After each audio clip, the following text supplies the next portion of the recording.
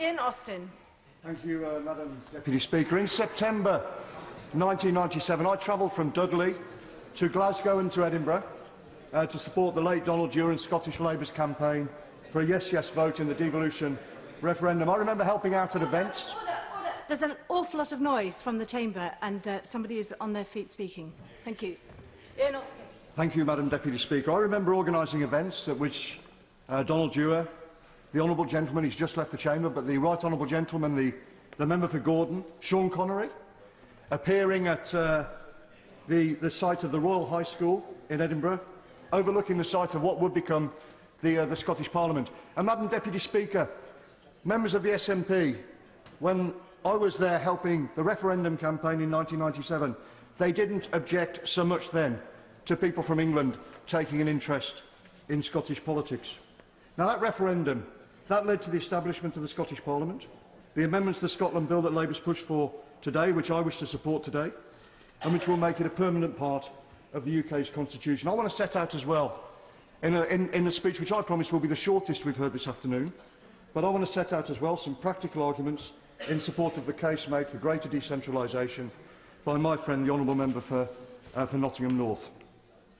Now, these proposals, as we've heard, constitute the biggest transfer of power since the Scotland Act 1998. This bill will make the Scottish Parliament the most powerful devolved parliament in the world. It will raise 50% of its own expenditure, with power over most of income tax and much of social security. I'll give way. Thank you, Madam Speaker. I'm wondering if the member for Dudley North can answer a simple question. Does he think these proposals are, and I quote a Scotsman, as close to a federal state as you can be? Just a simple yes or no will do. Well, I think these proposals are setting out, as I've said, proposals which will make the Scottish Parliament the most powerful devolved parliament in the world. Now, Labour's been the driving force behind this bill. We've pushed to ensure that Scotland has all the extra powers, including powers over welfare, to allow the Scottish Parliament to design a new social security system, to ensure the Scottish Parliament will have the opportunity to mitigate the impact of Tory cuts to tax credits. Despite their desperation to be disappointed, their determination to fuel grievance and stoke resentment, the SNP have said that it gives the Scottish Parliament the powers it needs to create a new social security system in Scotland. When asked whether the bill gives Holyrood the power to make up any reduction in tax credits, Alex Neil, the SNP welfare spokesman, he said the amendments should give the Scottish Parliament those powers. But despite that, the Nats have tabled a series of amendments, including 10 new clauses on national insurance, the living wage, employment legislation, industrial relations, benefits, full fiscal autonomy and the power to decide whether and when to hold another referendum. And while we consider those powers, I think we ought to look first at the way the Scottish administration has exercised the powers it already holds. After all, in 2001, Nicola Sturgeon said, "A party that is now in the second term of office can't avoid responsibility for its own failings." And I think she's absolutely right on that. I think that's absolutely right. Like her, I think the Nats should be judged on their record of running Scotland's schools and hospitals. And I agree with my honourable friend, the member for Nottingham North, because the truth is that in Scotland's schools, the gaps between the richest and the rest is growing, its hospitals are struggling, and its housing system is in crisis. Now, the separatists are now the establishment. Yeah, I'll give way. Our junior doctors in Scotland are not out on the streets marching and threatening to strike and balancing for strike. I think perhaps the honourable gentleman may wish to do a direct comparison of performance before he attacks our NHS. Yeah. Well, I'll come on to their record of running the health service shortly. But before I do that, no shouting out, please. There's a member speaking. It's quite difficult to hear what he's saying, and I don't think it's appropriate to shout things out. If people want to speak, they can intervene, or they can stand up and take part in the debate, but no shouting.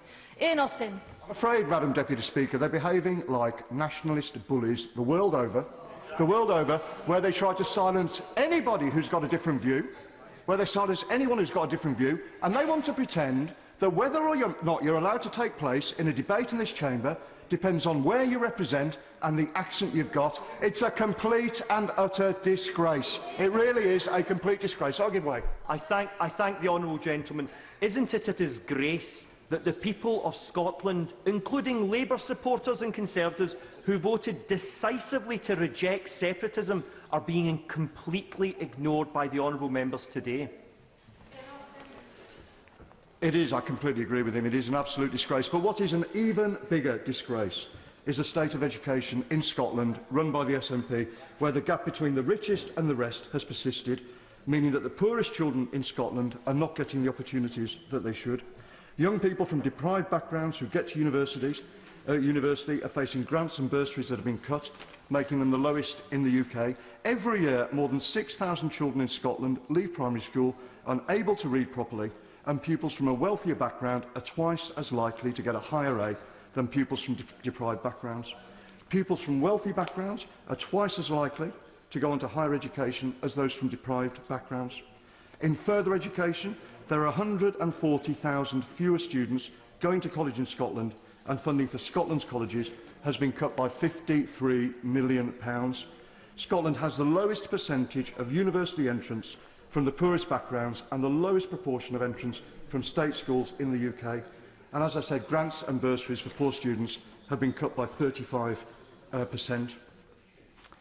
The Honourable Lady asked me a moment ago about the NHS, about the health service in Scotland, and the truth is that under the SNP, standards have been slipping, waiting times have been missed, and pressures increasing on nurses and doctors. Analysis from the impartial Scottish Parliament Information Centre shows that the SNP have not increased investment in the NHS as much as in England, despite rising demand. The A&E target, the A&E waiting target, has not been met for 6 years. Over 400,000 people have had to wait more than 4 hours in A&E since 2011. The new flagship Queen Elizabeth University Hospital in Glasgow posted the lowest waiting time target since its opening. Only 77% of patients were seen within 4 hours. Only one-third. She asked me a moment ago about what Scottish doctors are saying. Well, I'll tell her that only one-third of NHS Scotland staff say there's enough staff for them to do their job properly. And despite promising, Madam Deputy Speaker, less private involvement in the NHS, spending on private health services is at its highest since devolution. I also agree with my honourable friend for Nottingham North on the case for greater decentralisation from Holyrood to local authorities, because that might enable local authorities in Scotland to tackle a housing crisis across the country. Scotland's facing the biggest housing crisis since the Second World War, nearly 180,000 people on social housing waiting lists. Audit Scotland estimated that Scotland will need more than 500,000 new homes in the next 25 years. In 2007, the year Labour left office in Scotland, there were 25,741 housing completions. In 2014, there were just 15,000, a 40% reduction. And, Madam Deputy Speaker, when I visited Edinburgh for a weekend last month, I was absolutely stunned. Well, he thinks it's funny. I'll tell you what, I think it's an absolute disgrace, the level of rough sleeping on the streets of Edinburgh, an absolute disgrace for which his colleagues in the SNP should be thoroughly ashamed. Everywhere knows that under the Conservatives, rough sleeping is increasing right across the country. But I have to say, I saw many more rough sleepers on the streets of Edinburgh than I see ever on the streets of Birmingham, which is a much, much bigger city. Now, on full fiscal autonomy, I agree with new clause 1 on the case for a commission. The IFS has said that the SNP's plans would leave a £7.6 billion black hole in Scotland's finances that the separatists have got absolutely no idea how to fill. The Nats might deny this, so let's have a full independent review that Labour's calling for and get the facts. Now, I think, having listened to this debate, Madam Deputy Speaker, this afternoon, I think you'd be forgiven for thinking that the SNP would much rather invent rows with the rest of the UK than improve life for people across Scotland. Their whole approach is designed to drive resentment up and blame everyone else for their failings. Instead of being held to account for their record, they want to blame the nasty people down south for everything that goes wrong. Everything that goes right in Scotland is down to the SNP. Everything that goes wrong is down to the rest of us. The truth is that they're not interested in policy, they're obsessed with breaking up the country, but having been rejected in the referendum, they're trying to engineer the separation by fuelling grievance in Scotland, winding up the English and undermining Labour because they know they've got more chance of a successful vote in a referendum with a Tory government in place in Westminster. They're more interested in breaking up Britain than they are in improving the health service, improving education or providing housing for people in Scotland. It's much easier to blame everything on a supposedly wicked Westminster than it is to try and use the powers they've got to improve things in Scotland. In fact, Madam Deputy Speaker, the last thing they want to do is solve the problems in education or health or housing, because then they wouldn't be able to stoke resentment, fuel grievance and blame the nasty English for causing them. It is, I'm afraid, the perpetual gnat whinge. Blame everyone else for your failings and pretend that everything would be solved if only the country was broken up.